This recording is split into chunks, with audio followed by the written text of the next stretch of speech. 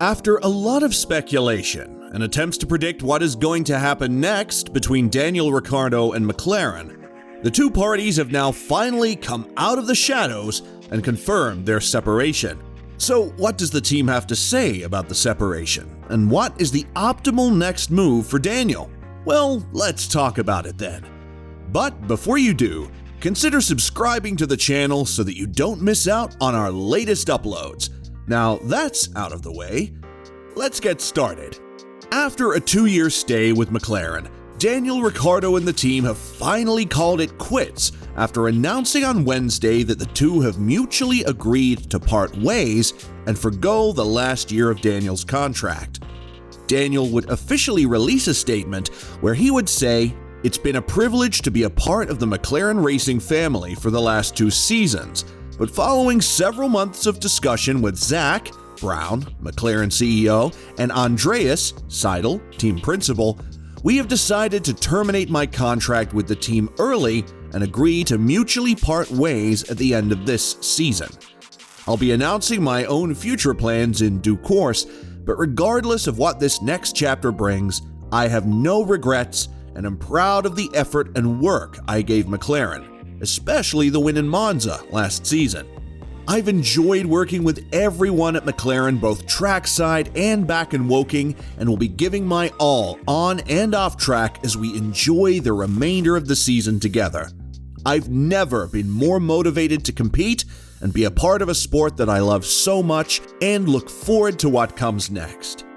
As we speak, Daniel is still credited as the latest McLaren driver to ever win a race since Jenson Button's last win with McLaren in 2012. This alone is enough reason for both team boss Andreas Seidel and CEO Zach Brown to thank Daniel for his efforts, with Andreas saying, "I would like to thank Daniel for his dedication and contribution over the last 2 seasons so far.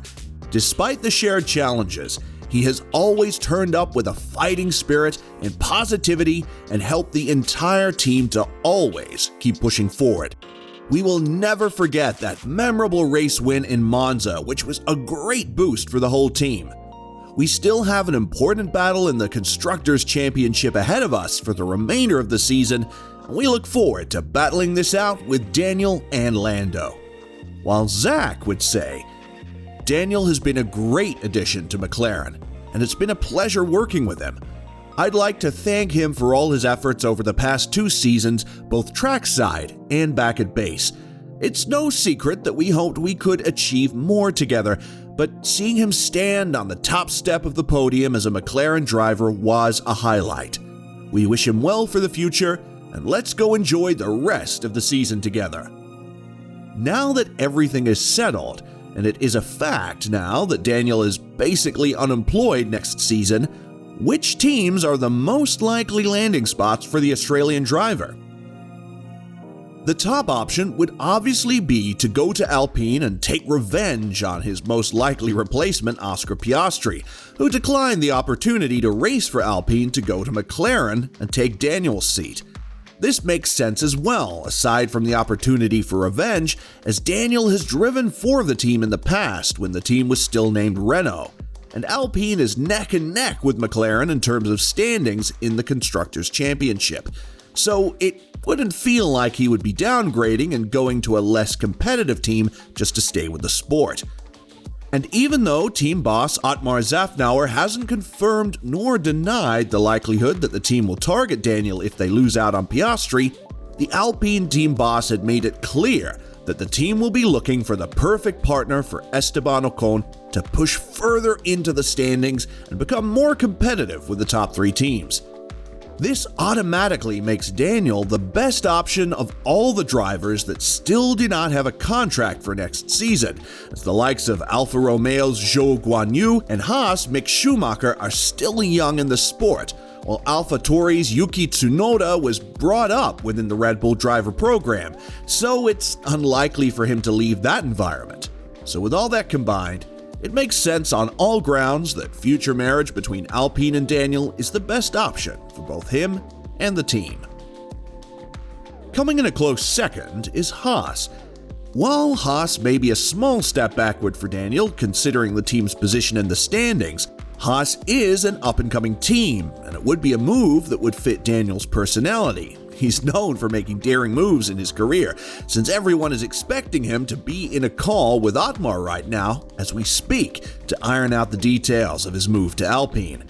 Another positive, if Daniel does choose to go to Haas, is that the team's car runs on a Ferrari engine. And if not for the incompetency of their strategy team, Ferrari could be in the lead right now for the title instead of Red Bull. And to add to that, it seems as though there is mutual interest between the two, as Haas team boss Günther Steiner gave Ricciardo a call ahead of the Hungarian Grand Prix, and although the reports did not include what the two discussed, it is safe to say that the topic of the possibility of Daniel driving for the team was brought up, since Haas has also put talks about Mick Schumacher's future with the team on hold as well. And from a fresh start standpoint, Daniel has been through a lot of scrutiny these past 2 years at McLaren, and moving to a smaller team like Haas, whose identity is still yet to be set, it would make sense for a veteran like Daniel to leave his imprint on the team. Plus, he and Kevin Magnussen would be a formidable duo if Haas will be able to give the two a competitive car next season. And from Haas's standpoint, whose pockets aren't as deep as the other teams, a personality like Daniel will surely bring in more eyes to the team, possibly leading to more sponsorships for the team that will surely boost their financial situation. And at third, and most unlikely, would be Williams, who is expected to let go of Nicholas Latifi after a string of bad years with the team. While Daniel will be welcomed with open arms by the team, since he'll arguably be the best driver they've had in a long while, chances are Daniel will want to stay within the midfield, and as we've seen so far this season, Williams is far from being a true competitor in those positions. And the fourth and most painful one for Danny Ric fans would be retirement. While driving and competing in the midfield is a great opportunity for any other driver to take, the fact of the matter is that Daniel is in his early 30s, and if he wants to be a world champion at least once in his career, driving for a midfield team and hoping that they'll give him a package that will be able to overtake Mercedes, Red Bull, and Ferrari is a tall order for any team. While there have been small rumblings of Daniel possibly taking a gap year to wait on Mercedes driver Lewis Hamilton's decision on whether or not he plans to continue racing for the team past the 2023 season, that is still a big question mark to gamble with. And there you have it, guys. Did you see this separation coming from a mile away, or did it come as a shock to you as well? And where does it make sense for Daniel to go next season? Let us know in the comments section below, and as always, don't forget to like and subscribe to the channel if you haven't.